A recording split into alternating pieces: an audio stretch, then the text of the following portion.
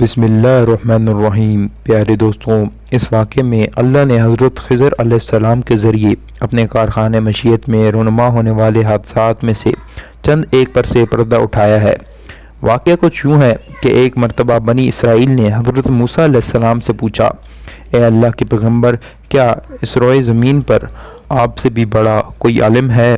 موسیٰ علیہ السلام نے فرمایا، میں سب سے زیادہ علم والا ہوں۔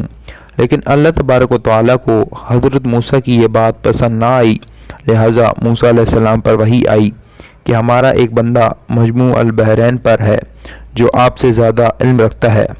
اس پر حضرت موسیٰ علیہ السلام نے اللہ سے درخواست کی کہ انہیں اس شخص سے ملاقات کرنی ہے تاکہ انہیں جو غیر معمولی علم عطا ہوا ہے اس سے آپ استفادہ کر سکیں۔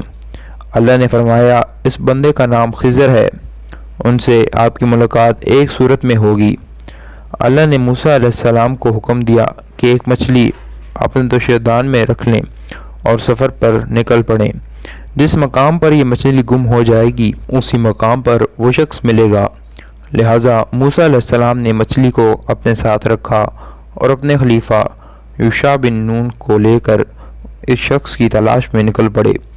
چلتے چلتے جب آپ ایک دریا کے ساحل پر پہنچے تو آرام کرنے کے لیے وہاں کچھ دیر لیٹ گئے اور حضرت موسیٰ علیہ السلام کو نیند آ گئی۔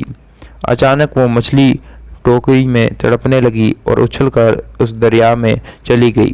آپ کے خلیفہ یوشع نے دیکھا کہ وہ مچھلی جس جگہ گری وہاں پانی ساکت ہو گیا اور ایک راستہ بن گیا۔ جب حضرت موسیٰ علیہ السلام بیدار ہوئے تو حضرت یوشع انہیں یہ عجیب واقعہ بتانا بھول گئے اور دونوں آگے چل دیے۔ جب دوسرے دن یاد آیا تو یوشع نے آپ کو سارا واقعہ سنا دیا۔ لہٰذا حضرت موسیٰ سمجھ گئے کہ یہ وہی مقام تھا جہاں اس مرد صالح سے ملاقات ہونی تھی۔ لہٰذا آپ دونوں واپس راستے پر لوٹے اور اس مکان پر پہنچے تو دیکھا کہ وہاں ایک چٹان پر چادر اوڑھے ایک شخص بیٹھا ہے۔ وہ شخص حضرت خضر علیہ السلام تھے۔ حضرت موسیٰ علیہ السلام نے انہیں سلام کیا اور اپنا تعارف کروانے کے بعد فرمایا کہ مجھے آپ وہ خاص علم سکھا دیں جو اللہ نے آپ کو عطا فرمایا ہے۔ حضرت خضر نے کہا، اے موسیٰ، یہ ممکن نہیں کیونکہ آپ صبر نہیں کر پائیں گے۔ لیکن حضرت موسیٰ علیہ السلام نے اصرار کیا اور کہا، انشاءاللہ آپ مجھے صبر کرنے والا پائیں گے۔ حضرت خضر نے کہا، تو پھر ایک شرط ہے کہ جب تک آپ میرے ساتھ رہیں گے کسی معاملے میں مجھ سے سوال نہیں کر سکتے جب تک کہ میں خود آپ کو اس کی حقیقت بیان نہ کر دوں۔ لہٰذا حضرت موسیٰ نے شرط منظور کر لی اور دونوں بزرگ اس ساحل کے راستے چل پڑے۔ چلتے چلتے آپ ایک مقام پر پہنچے جہاں ملاح لوگوں کو کشتی پر سوار کر رہا تھا تاکہ وہ لوگوں کو دریا پار کرا دے۔ جب اس ملاح نے حضرت خضر کو دیکھا تو پہچان لیا کہ یہ اللہ کے ایک نیک بندے ہیں، لہٰذا اس نے آپ دونوں سے کوئی کرایہ نہ لیا اور اپنی کشتی میں سوار کر لیا۔ جب کشتی چلنے لگی اور دریا کی لہروں کے درمیان پہنچی تو حضرت خضر نے اس کشتی کا ایک تختہ توڑ دیا جس سے کشتی میں سوراخ ہو گیا۔ اس پر حضرت موسیٰ علیہ السلام نے کہا، اس ملاح نے آپ کے ساتھ اتنا اچھا سلوک کیا اور بدلے میں آپ نے اس کی کشتی توڑ ڈالی، یہ آپ نے بہت برا کام کیا۔ اس پر حضرت خضر نے کہا، میں نے آپ کو پہلے ہی کہا تھا کہ آپ صبر نہ کر سکیں گے۔ لہٰذا حضرت موسیٰ علیہ السلام نے معذرت کی اور کہا کہ میری اس غلطی کو درگزر کر دیجیے، میں اپنا وعدہ بھول گیا تھا۔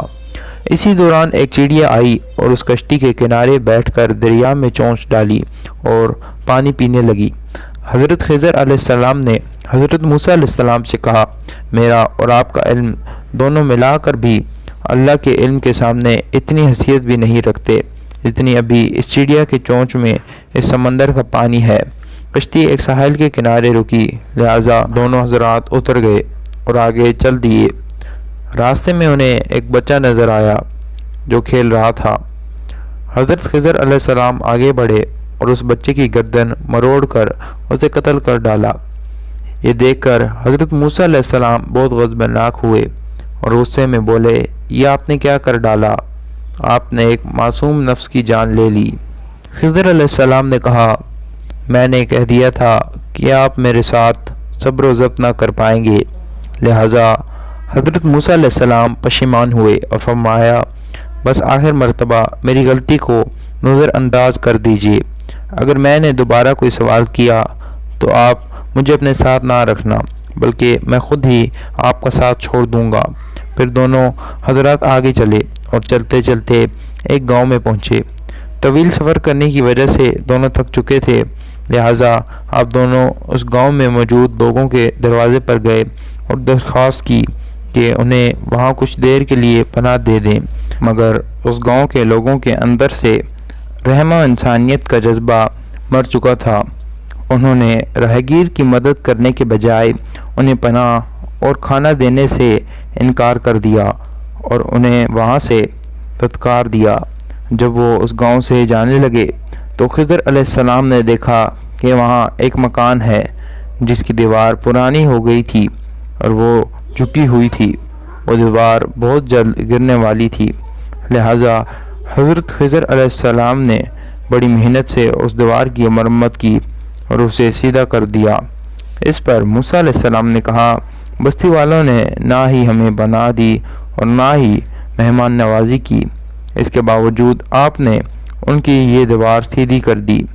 آپ کو چاہیے تھا کہ اس کے بدلے ان سے کچھ اجرت ہی لے لیتے، لہٰذا حضرت خضر علیہ السلام نے فرمایا اب تمہارے اور میرے راستے الگ ہوتے ہیں، افسوس کہ تم سے صبر نہ ہو سکا، لیکن میں تم سے جدا ہونے سے پہلے ان کاموں کی وجہ بتا دیتا ہوں جو میں نے کیے۔